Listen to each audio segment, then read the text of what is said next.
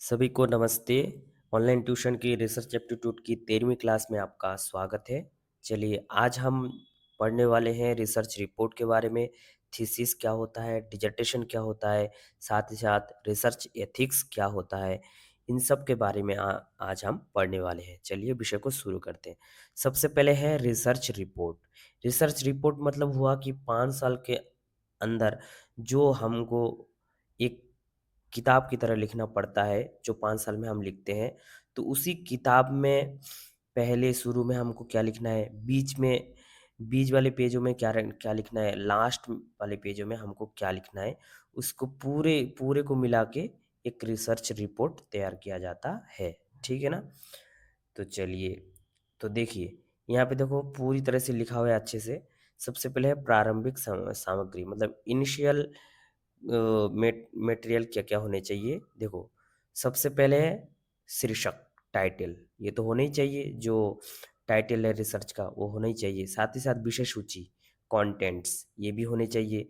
साथ ही साथ आप सिनॉप्सिस भी लगाइए अपना, जो सारांश है वो भी लगाइए, जो आपने क्या कहते हैं, रिसर्च शुरू करने से पहले हमको एक फाइनल सिनॉप्सिस या शोध सारांश जो है सबमिट करना होता है, तो उसी को यहाँ पे लगाना होता है। उसके बाद आता है मेन बॉडी, प्रधान भाग, जिसमें हम इंट्रोडक्शन लिखते हैं। उसके बाद इसी के अंदर हम लिटरेचर रिव्यू करते हैं, मेथोडोलॉजी का प्रयोग करते हैं, विचार विमर्श मतलब डिस्कशन, निष्कर्ष, और इसमें हम चैप्टर, जितने भी चैप्टर होते हैं फर्स्ट, सेकंड, थर्ड, ऐसे करके सारे चैप्टर यहाँ पे लिखे जाते हैं। तो ऐसे करके निष्कर्ष और साथ ही साथ रिकमेंडेशन तक होता है मेन, मतलब मेन बॉडी, प्रधान भाग। और उसके ठीक बाद आता है लास्ट में पूरक सामग्री, जिसमें बिब्लियोग्राफी हम देते हैं और अपेंडिक्स देते हैं। ठीक है ना? तो इस प्रकार से सारी चीज़ों का लेखन जब हो जाता है, तो एक पूर्णतया एक रिसर्च रिपोर्ट तैयार हो जाता है। ठीक है ना? जो 5 साल की मेहनत होती है। ठीक है ना? और इस ये सबमिट करने के बाद फिर इसी के थ्रू हमको डॉक्टर उपाधि मिलती है। चलिए आगे बढ़ते हैं।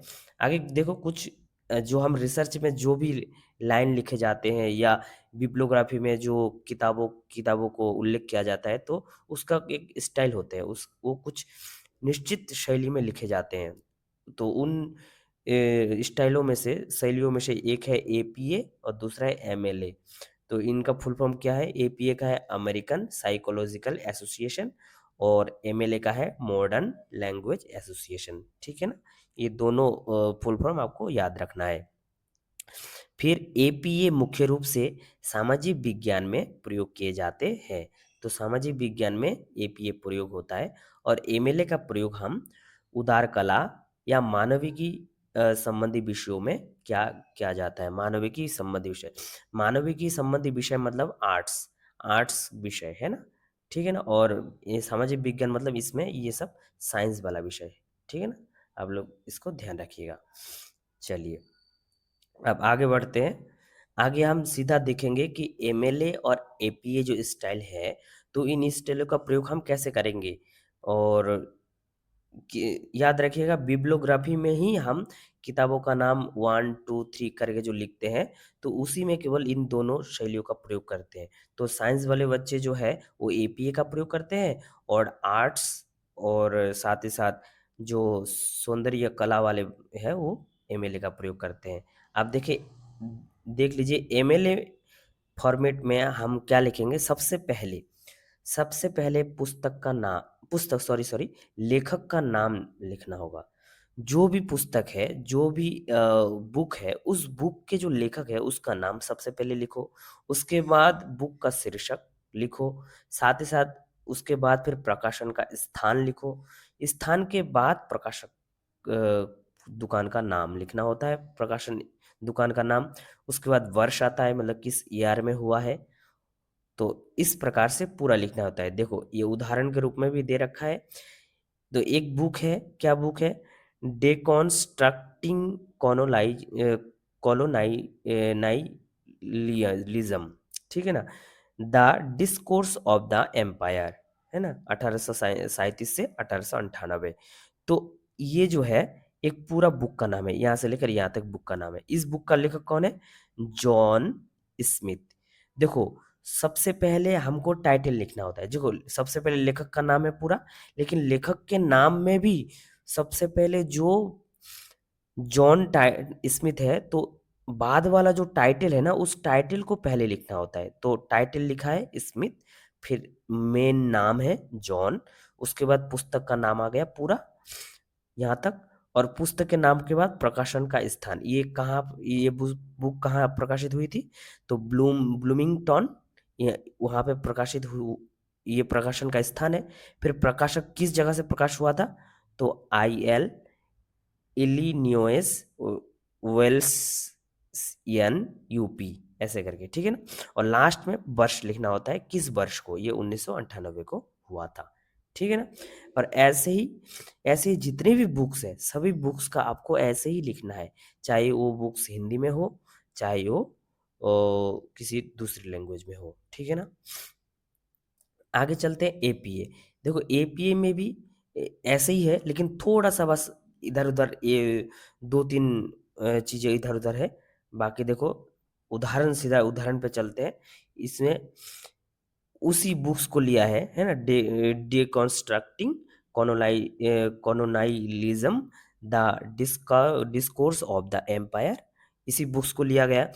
तो वहाँ पे स्मिथ था, फिर जॉन था, ठीक है। तो same to same Smith John लिख दिया। उसके बाद देखो, वहाँ पे जो ये डेट था ना, मतलब ये जो ईयर था, सन 1998, ये सबसे लास्ट में लिखा था। लेकिन यहाँ पे सब उसके तुरंत बाद, मतलब पहले ही ब्रैकेट के अंदर लिख दिया गया है, ठीक है ना। उसके बाद बुक्स का नाम आ गया पूरा, यहाँ तक बुक्स का नाम, और बुक्स का नाम के ठीक बाद प्रकाशन का स्थान ब्लूमिंगटन। तो प्रकाशन का स्थान वहाँ पे भी सेम था, और यहाँ पे भी यही है। और उसके बाद प्रकाशन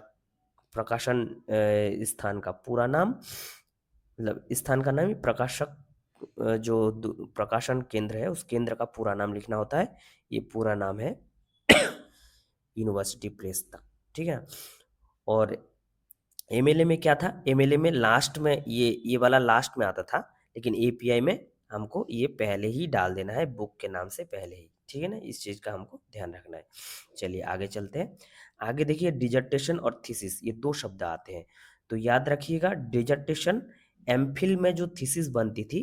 देखो, पहले तो एमफिल और PhD दो दो कोर्स हुआ करते थे, और PhD तो एमफिल जो अभी अभी समाप्त हुआ, अभी केवल PhD होती है, ठीक है ना। तो लेकिन पहले एमफिल और PhD दोनों ही हुआ करते थे। तो एमफिल में लोग एमफिल में जो 100 से 150 200 पेज तक जो थीसिस बनती थी, उस थीसिस का उसको थीसिस ना कह करके डिजर्टेशन कहा जाता था, ठीक है ना। और जो PhD में 5 साल पढ़ाई करके जो बुक लिखे जाते थे, उस बुक का नाम होता था थीसिस, ठीक है ना। याद रखिएगा, इन दोनों का अंतर बस इतना ही है। डिजर्टेशन मतलब एमफिल वाला, और थीसिस मतलब PhD वाला रिसर्च रिपोर्ट, ठीक है ना। अब आगे चलते हैं रिसर्च एथिक्स के बारे में। देखो, आचार नीति। देखो, रिसर्च एक बहुत ही इम्पोर्टेंट काम है, और जिसमें हम नए नए ज्ञान ज्ञान अ, ज्ञानों का उजागर या ज्ञान की वृद्धि करते हैं रिसर्च के थ्रू। तो रिसर्च में एथिक्स होना भी बहुत ज़्यादा जरूरी है, और बिना एथिक्स के रिसर्च संभव नहीं है। चलिए, अब आगे चलते हैं, प्रतिभागियों से संबंधित नैतिक मुद्दे। तो प्रतिभागी कौन है यहाँ पे? तो देखो, यहाँ पे स्पष्ट कहा गया है कि जिनसे आंकड़े प्राप्त करने होते हैं। देखो, रिसर्च में बहुत बहुत किसी लाइब्रेरी से, किसी व्यक्तियों से, ठीक है ना, अलग अलग जो है जगहों से जा कर के, ऐसे बहुत सारे प्रतिभागियों से हमको डेटा कलेक्शन करना होता है, ठीक है ना। तो उनसे, जो जो भी रिसर्च में डेटा देने वाले हैं, उनसे संबंधित नैतिक मुद्दे कौन-कौन से होते हैं, ठीक है ना? तो सबसे पहला है जानकारी एकत्रित करना, ठीक है ना? जानकारी एकत्रित करने के लिए जाओ, प्रतिभागियों को ढूँढो, फिर उनसे जानकारी लो। फिर प्रतिभागियों की सहमति प्राप्त करने का प्रयास करना, बिल्कुल। चाहे आप किसी दूसरी जगह पे गए हैं, किसी आप वयोवृद्ध व्यक्ति से आप कुछ जानकारी ले रहे हैं, तो उनसे सबसे पहले जानकारी लेने से पहले आप उनकी सहमति अवश्य लें कि मैं ऐसा-ऐसा करने जा रहा हूँ, कि क्या आप इसमें इस समय कंफर्टेबल है? क्या आप सहमत हैं मेरे बातों पे? तब जाकर के डेटा कलेक्ट करें।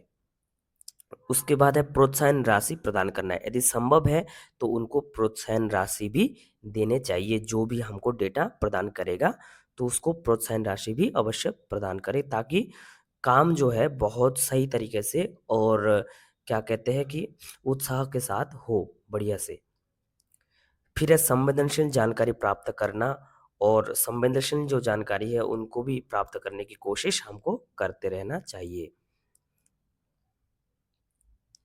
जैसे देखो, निजी जीवन में हस्तक्षेप के रूप में माना जा सकता है, तो इसीलिए सबसे पहले ही बोल दिया कि हमें सहमति पहले लेनी है व्यक्ति से, उसके बाद ही हमें निजी जीवन से संबंधित आयु, आय, वैवाहिक स्थिति, इन सब के बारे में पूछताछ करनी चाहिए।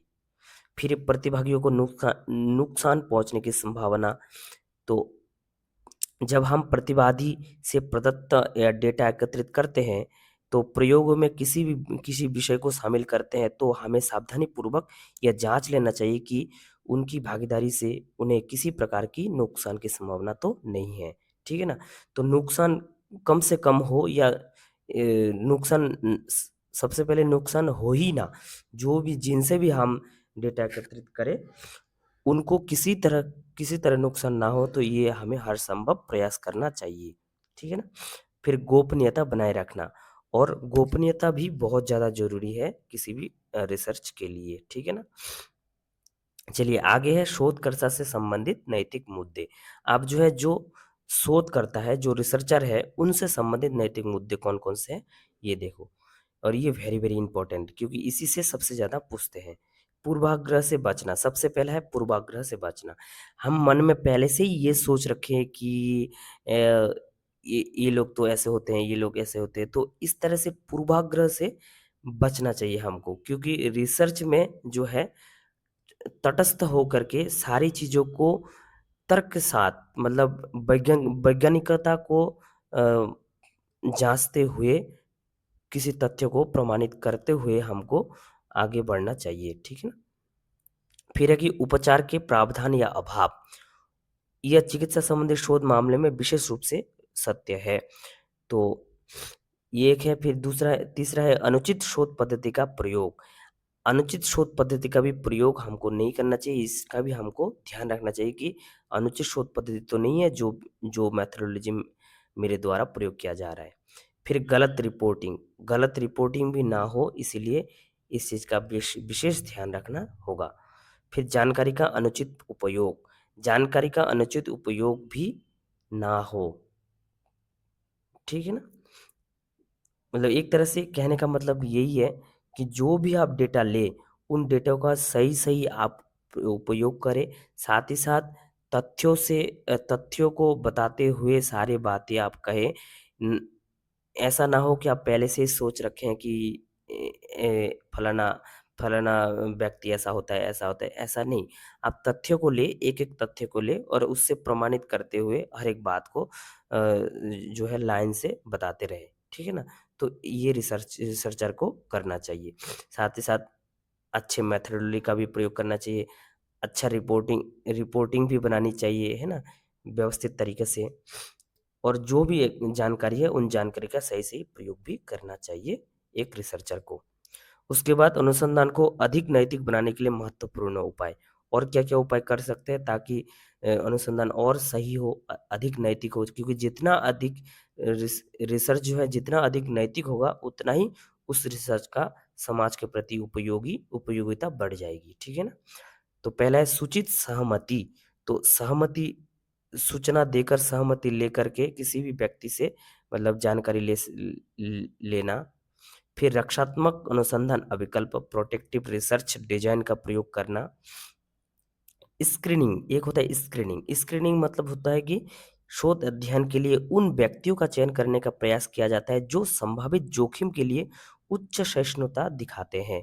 स्क्रीनिंग मतलब, आप लोग यदि कभी इंटरव्यू में गए होंगे, तो कॉलेज लेवल पे इंटरव्यू में क्या होता है कि जैसे आप फॉर्म भरते हैं, तो फॉर्म भरने के बाद कहा जाता है कि आपकी पहले स्क्रीनिंग होगी, स्क्रीनिंग हो गई होने के बाद फिर योग्य विद्यार्थियों को इंटरव्यू के लिए बुलाए जाएँगे। स्क्रीनिंग मतलब हुआ कि जो विशेष कुछ उस फ़ील्ड के जो विशेषज्ञ हैं, उन 4-5 व्यक्तियों के थ्रू द्वारा जो है, आपकी जो भी रिसर्च रिपोर्ट है, उस रिसर्च को एक बार चेक करा लिया जाता है, ठीक है ना? ऐसे करके चेक कर लीजिए और जब विशेषज्ञों से चेक करा लिया जाएगा तो वो रिसर्च जो है और ज़्यादा निखरेगा, ठीक है ना? इसलिए स्क्रीनिंग को कहा गया है।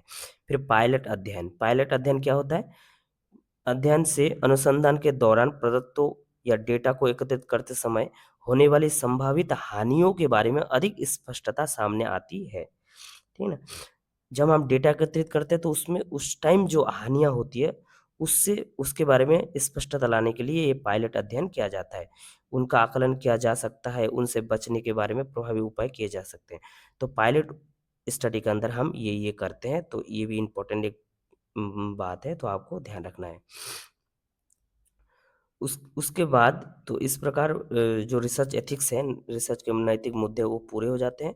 उसके बाद एक आता है शोध गंगा, दूसरा आता है शोध गंगोत्री। तो ये दोनों ही जो है इनफिनिट नेट वर्णन 8वें अध्याय में किया गया है। तो 8वें अध्याय में जो है इन सब के बारे में हम विस्तार से पढ़ेंगे। बस आपको बस इतना ध्यान रखना है जो इम्पोर्टेंट बात है। 2018 में भारत सरकार ने विश्वविद्यालय की शोध चोरी, ठीक है ना? शोध चोरी पर नकल डालने के लिए किस सॉफ्टवेयर का प्रयोग करते हैं? तुरनितिन। तुरनितिन सॉफ्टवेयर का प्रयोग किया जाता है।